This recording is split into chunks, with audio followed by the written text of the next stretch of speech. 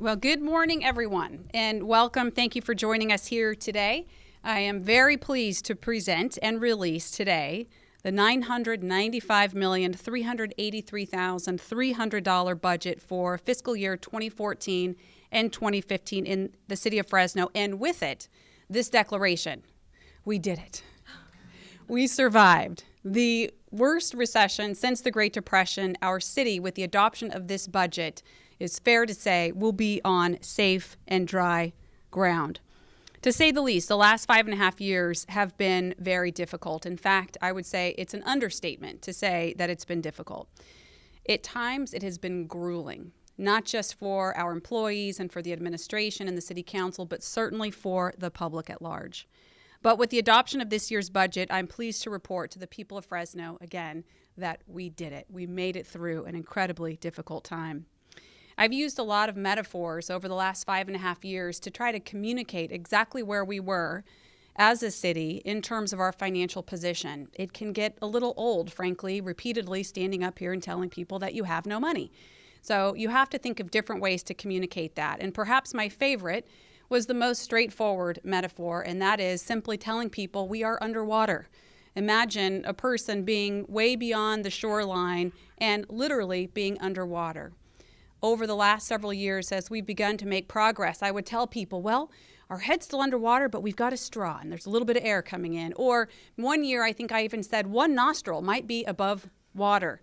And I think by last year we were saying, well, the head has finally emerged from being underwater, but we're a long way from dry ground. And in keeping with that metaphor today, I would express this, that we're out from being underwater. We're on dry ground, but we still have a long way to go to get back to the road and into the car and driving our city to financial prosperity. And we'll talk about that in just a moment. That progress that we've made as a community over the last 5.5 years is entirely the result of people pulling together to make it through a hard time. I want to introduce some of the people who exemplify this characteristic and have been incredible public servants and really have been a symbol for hope for us here in the city of Fresno. And they join us here this morning. They are Judy Rogers with United One Productions, also Diane Carbray with the Boys and Girls Club, and of course, Louise Santana from Reading and Beyond. Now, what some of you will remember from covering the fiscal crisis over the last 5.5 years, about 3 years ago, we got to the point where we weren't certain that we could keep open certain community centers in the city of Fresno. And so we literally did an RFP, and we asked nonprofits and others in the community to let us know whether or not they could take advantage of the physical assets the city could provide. If we could open the doors and keep the lights on, what could they do from a programming standpoint to provide after-school programs and reach at-risk youth in our communities and at our community centers? And these are 3 of the nonprofits that stepped up and have done an incredible job.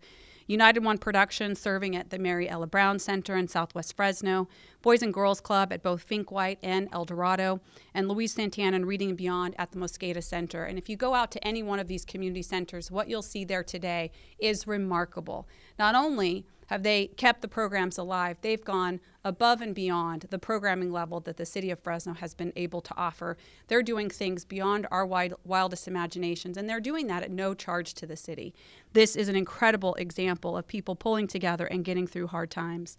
I also want to recognize our city staff who have really hung in there, and not always happily, but stayed the course and served the public and had to do more with less. And I also want to take this opportunity to recognize our budget director, Jane Sumter, and her team for her terrific work, not just in this year's budget, but in previous years. And of course, Renee Smith, our assistant city manager, and Bruce Rudd, our city manager, are here. You'll hear from Bruce in just a moment. And also our public safety chiefs, Chief Donis and Chief Dyer. Our public safety employees probably are the best example of doing more with less and continuing to put themselves in harm's way on behalf of the public when resources are thin, and we really can't thank them and their employees enough.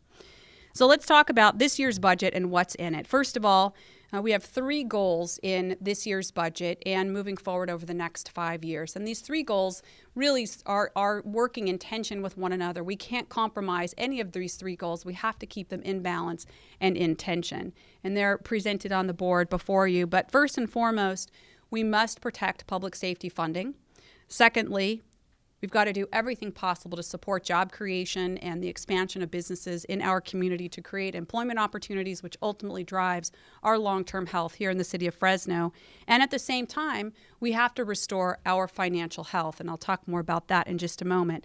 Needless to say, we could focus on just any one of these goals to the detriment of the other. I know quite certain that our public safety chiefs would like nothing more than to say, well, you know what, let's just put any bit of extra money into public safety, and we all would understand the importance of that. Our auditors and the credit rating agencies would say, oh, forget potholes and police officers and firefighters, just build a reserve. And then those of us who understand the connection between job creation and fiscal health of the city of Fresno would say, never mind potholes, never mind police officers, never mind credit rating agencies, let's just help grow businesses here in Fresno, but that would be at the detriment of our two other goals. So we've tried to bring together all three of those goals in this year's budget and in our 5-year plan. Some of the highlights of achieving those goals include in the public safety arena, and I'll ask the chiefs to talk more about this in just a moment, hiring officers to maintain our 717 police officer level. In addition, we've got 34 cadets this year who will serve the people of Fresno, and we've added 7 additional emergency dispatchers. It's not a coincidence that immediately following this event, we will go into the council chambers and for only the second time in my time in office, be able to swear in new police officers in the city of Fresno. This is a big and symbolic moment for all of us. The only other time it's occurred since the recession began was simply the result of a federal grant that was received, so we were able to fill some positions. But since then, we've had to attrit many officers, and we've not been able to hire back, and that changes today. And we're excited for the momentum there. Also, a public safety goal, thanks to the hard work of our fire department and securing another federal grant, we're adding through the Safer 13 program a 4th firefighter to 4 more trucks in the city of Fresno and bringing our minimum daily staffing up from 67 to 71, which I know everyone is breathing a sigh of relief and also anxious to see our service levels improve even greater in fire prevention and protection. On the job creation front, many of you know about the work of the Business Friendly Fresno Initiative and the need to hire 7 more positions. We'd love to have 20 more. It would be much better than 7, but 7 is better than nothing. We're hiring 7 people to aid in the speedy response of development applications. As we see development begin to pick up here in the city of Fresno, we at City Hall do not want to be the backlog and the reason for those development applications to be slowed down. So we're adding positions in our development department as well as our Public Works and Utilities Department to make sure we can be as business friendly as possible for area businesses. Also related to job creation, maintenance, road maintenance, street improvements, we've got $2 million of additional funds dedicated to road and street maintenance in the city of Fresno this year, plus an additional $350,000 of infrastructure funds that will be directed by council offices to make certain improvements around the community, and that helps in providing the foundation needed for job creation. Our last goal, restoring financial health. This is a very significant moment for us. At the end of this fiscal year, we will be able to report to the public, to our auditors, to anyone and everyone who will listen, that we will have successfully paid off our internal loans and our negative fund balances. We've got a chart here up at the front that shows the progress that's been made since we first uncovered the negative fund balances. We were looking at $36 million that had to be paid off on top of the operating shortfalls and the tens to 20s of millions that we were experiencing at the same time. This is really the city of Fresno's equivalent to the wall of debt that the state of California is facing and also attempting to pay down. So you'll notice that over the last 5 years, we have steadily brought down those negative fund balances. And then thanks to the creativity of our communications director and our budget director, we've got some balloons to symbolize the pay down of those debt and the party that we're all going to throw here inside City Hall when those internal loans and negative fund balances are officially paid off. That has to happen before we can begin the steady progress in reinstating a true fiscal cash reserve here in the city of Fresno. You can't get to positives until you've filled the negative hole, and that begins with this budget. All right, and we'll talk more about that in just a moment. I'd like for our public safety chiefs to comment for just a few minutes, and then we'll talk about the next 5 years and the 5-year plan that's included in this year's budget, and our city manager will bring us that information. But first, Chief Donis, Fresno Fire Department. Good morning. I want to thank the mayor and city manager for giving me a few moments of time to chat about the budget. Just a couple thoughts to share with you. Our firefighters in our city have been running very thin for over 5 years now, and the members have stepped up and responded to our needs of the citizens in the midst of this financial and difficult time. Service level delivery and equally as important, our firefighter safety has been challenged during this time. The mayor's proposed budget and the 5-year plan starts the rebuilding process of this fire department in a significant way.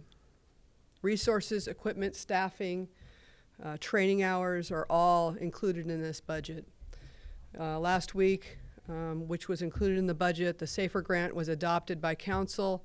As the mayor mentioned, this moved us from 67 firefighters on duty to 71, which is a significant jump for us. We have a long way to go, but this is the much-needed investment to get us started, and I couldn't be more pleased.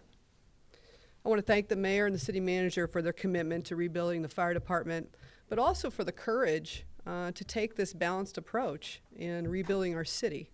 The goal here is to not ever have us repeat the same financial situation that we all lived through, and I think this is a good approach and a good way to get started, so thank you. Okay, thank you. I want to begin by really thanking the mayor and the city manager and our budget office for being able to continue to allow public safety to be the priority in this city in terms of maintaining the services and the protection levels that we so desperately need to provide to our citizens. I know it's a difficult balancing act in terms of trying to build the reserve and paying off debt while at the same time balancing all of the other needs that are out there for the city to include public safety, and I know that is challenging. This is a good day for us as a city of Fresno. I want to begin by thanking the citizens of Fresno for their patience with this over these past 5+ years, because truly they are the ones that have had to endure the delayed response times. They've had to endure some of the changes that we've made in terms of our service delivery, because the mayor said that we in public safety, as well as all of our other departments, have had to do more with less, and that is true. But we've also had to do less with less, and in some cases we've had to stop doing. We've had to reprioritize. We've had to do those things that are not very comfortable for us as a city, and not very comfortable for our citizens. And so I want to just say thank you to the citizens of Fresno for their patience in enduring some of these service reductions over the past 5 years. And I also want to thank the members of the Fresno Police Department, because they have really stepped forth and given their all during these difficult times. We lost about 480 employees in the Fresno Police Department during this recession. We've lost over 150 police officers and some 280 plus civilians, and a number of temporary employees that we lost as well. But today we get to begin that restoration or building process in the Fresno Police Department. For those of you who will be attending the ceremony following this news conference, we will be bringing on 20 Fresno police officers, 29 police cadets of the 34 in which we're hiring, and we're also adding 10 new dispatchers to our department to be able to handle those 911 calls that have increased significantly over the past 4 years. And so this is a good day. It is a beginning. We have not arrived, but we have begun the drive to get where we need to be as a police department and as a city of Fresno. And we will continue to do those things that increase service levels and keep our citizens safe. And I want to just say this, that during our most difficult, challenging times as a city, over the past 4 years, we have continued to be able to reduce violent crime in our city significantly. Over the past 4 years, including this year, we've reduced violent crime by 4%, 6%, 7%, and this year by 14%. That is significant when you consider the reduction in personnel that we've had, but it's because of a focused police department that is utilizing the resources that we have in the most effective way and efficient way. So thank you, Mayor, for allowing us to be a part of this news conference. This is good news for Fresno today, and I look forward to rebuilding our department. Thank you. All right, thank you very much. So there is lots to celebrate today. However, we know in the city of Fresno, we are still a long ways away from restoring our credit rating and improving service levels to be at the point where they are adequate and above adequate. So at the risk of causing people to go on an emotional roller coaster and recognizing the progress we've made and celebrating really getting through the worst time that we've seen in many, many years, it's also important that we remind the public of just where we still need to go. And if I could do even more damage to my metaphor, just a reminder, so we're not in the deep water anymore, we're on the shore, but we still have a way to go to get back to the road, getting in the car, and then driving the city where we want it to be. So Bruce Rudd, our city manager, has the unenviable responsibility of reminding us of just how far we have to go to get back on the road. And we call him not Debbie Downer, maybe Dawn Downer, I don't know. Anyway, Bruce Bummer. It's all, it's always a balance. It's always a balance around here. But I'd like Bruce to come and talk about what we envision over the next 5 years and how we continue to maintain this balance and ultimately get to the point where our credit rating agencies will be happy. So, City Manager. Thank you. Thank you, Mayor, and I'll try not to be too much of a downer. But this budget does represent both optimism and opportunity. Optimism because, yeah, we didn't file bankruptcy, which isn't a real high bar, but, compared to a lot of other cities who had toyed around it and compared to where we were a year ago, it is hopefully the last time we even talk about that word. The opportunity comes from taking the last 4 years and learning from that and changing how the organization goes forward.